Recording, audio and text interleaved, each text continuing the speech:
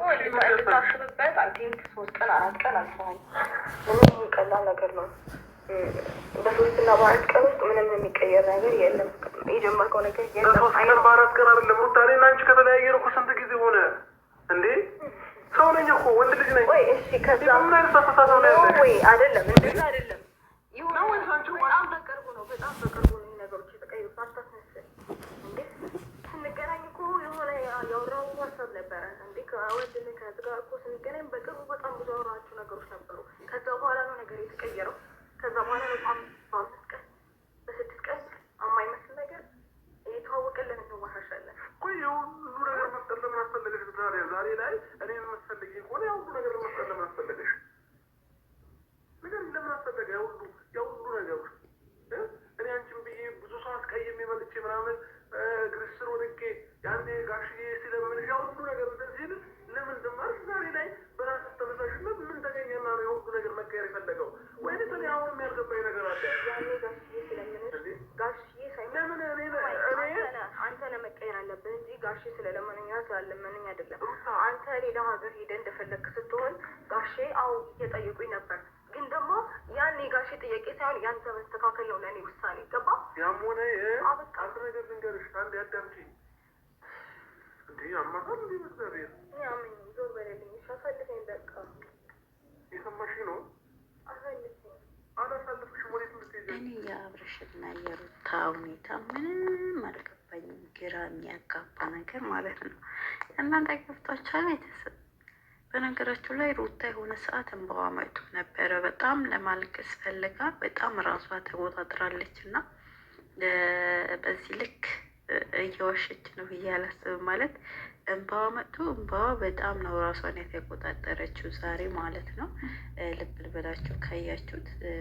እንግዲህ አብርሽም ደግሞ ያው ውስጡ ላይ ፍርሃት አለበት። አንደኛ ዳኒ ኤርሜላንም እሱንም በውስጥ እያወራቸው እያሰራራቸው ስለሆነ እሷም ደግሞ ይሄን ሀሳብ ስታመጣ እንግዲህ እየቀለደችበት ወይም ልክ እንደ በፊቱ የምትበቀለው አይነት ነገር ነው የመሰለው። ነገር ግን ሁኔታዋ ሲታይ የሆነ ቦታዋ በእርግጥም ከእሱ ጋር ለመኖር ፍላጎት ያላት ትመስላለች። የሆነ ቦታዋ ሞድ እየያዘችበት ይመስላል።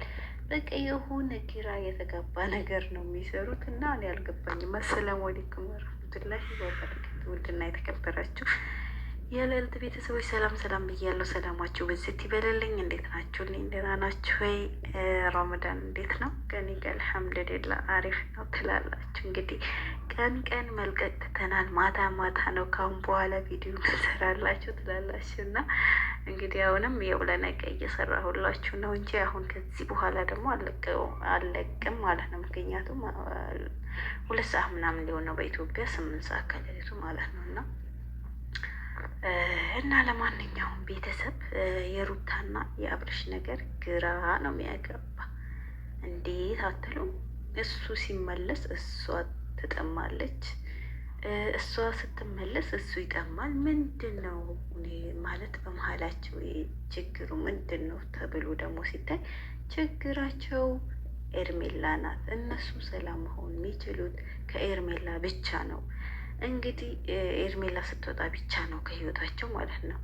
እንግዲህ እሷ ደግሞ አሁን በኋላ እርግጠኛ አሁን የምነግራችሁ በጣም ብዙ ነገሮች ትፈጥራለች እንጂ በቀላሉ ከህይወታቸው አትወጣም ኤርሜላ ማለት ነው። ምክንያቱም እንግዲህ አብርሽም እንደተናገረው ብዙ ነገር የተቀየረ ነገር አለ። ወንድ ልጅ ነው ምናምን እያላህ ነበረ ለሩታ። ያ ማለት እንግዲህ ወደዛ መስመር ገብቷል ትላላችሁ እና ያው እሷ የምትፈልገውም በእንደዚህ አይነት ነገር ለመያዝ ስለሆነ አሁን የምታስፈራራበትም ነገር ታገኛለች። ከፈለገችም አርግዥ ያለው ብላ ትመጣለች ወደ እሱ ማለት ነው። በቃ የምትመጣበት ስለማታጣ ከአሁን በኋላ አብርሽ እስር ቤት ነው የገባ። ያኔ መወሰንም ጊዜ መውሰድ እፈልጋለሁ 1 ወር ምናምን ያለ ማለት ነው። እንግዲህ 1 ወር ድረስ ብሬዷ መጥቷል አልመጣም ብሎ ቼክ ለማድረግ ድረስ ቼክ ለማድረግ ነው እላቸዋለሁ። ኧረ በጾም ምድር አታስለፈልፉኝ እናንተ። ወይኔ ወይኔ ጉዴ! እና ለማንኛውም በነገራችሁ ላይ ዛሬ ሩታ የምሯ ይመስል ነበር። የሆነ ቦታ እውነት ይመስላል፣ የሆነ ቦታ ደግሞ አውቃም ይመስላል። አላውቅም፣ ብቻ ግራ ነው የሚያጋቡት። የሆነ ሰዓት ላይ በጣም እንባዋ መጥቶ በጣም ራሷ እየተቆጣጠረችው ነበረ። እውነት ለመናገር ዛሬ አልቅሽ አልቅሽ ብሏል ነበረ። ነገር ግን ራሷ በጣም ተቆጣጥራ እንባዋን ለመሰብሰብ ሞክራለች ማለት ነው። ለአብርሽም እንግዲህ መናገር ያለባት ነገር ተናግራለች። እሱ ደግሞ እንግዲህ የመመለስ ፍላጎት ቢኖረውም ውስጡ ላይ ፍራቻ አለ። ምክንያቱም ዳኒ በዚህ በኩል እሱንም ኤርሜላንም እያስፈራራቸው ነው።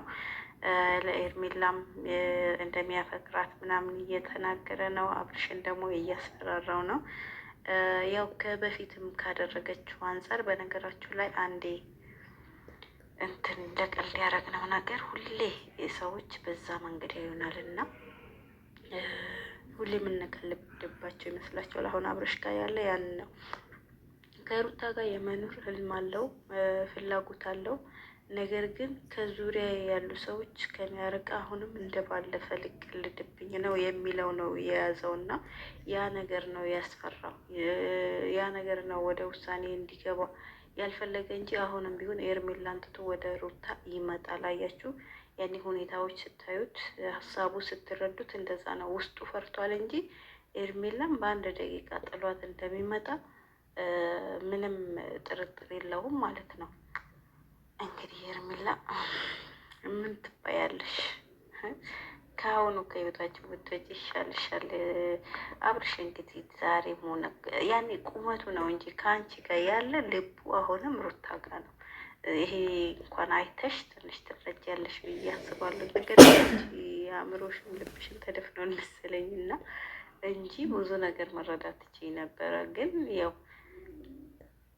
አሁንም ሩታ ማሳመን ባለባት መንገድ አብርሽም ማሳመን ነው ያለባት። የምር እውነት ከሱ ጋር ለመኖር ማለት ፍላጎት ኑሯት ከሆነ በቃ ማሳመን ባለባት በኩል በቤተሰብም ይሁን በምንም ይሁን አሳምና ከሱ ጋር መኖር መቀጠል አለባት ማለት ነው። ግን እንደ ባለፈው ልቀልድበት ምናምን ከሆነ ይቅርብሽ። ምንም ቢሆን የልጅሽ አባት ነው። ብዙ ነገር አሳልፋችኋል። ደስታም ይሁን ሐዘን ብዙ ነገሮች አብራችሁ ያሳልፋችሁ ሰዎች ናችሁ እና በዚህ ልክ አትገፋፉ ማለት ነገ ለልጃችሁ ጥሩ አይደለም። እናቴ አባቴን እንዴት እንደዚህ ያደርግሽልሻል ማለት እሱ ወንድ ልጅ ነው። ብዙ ነገር አርግቷል፣ በድሎሻል፣ ከፍቶሻል፣ እናውቃለን ይሄንን።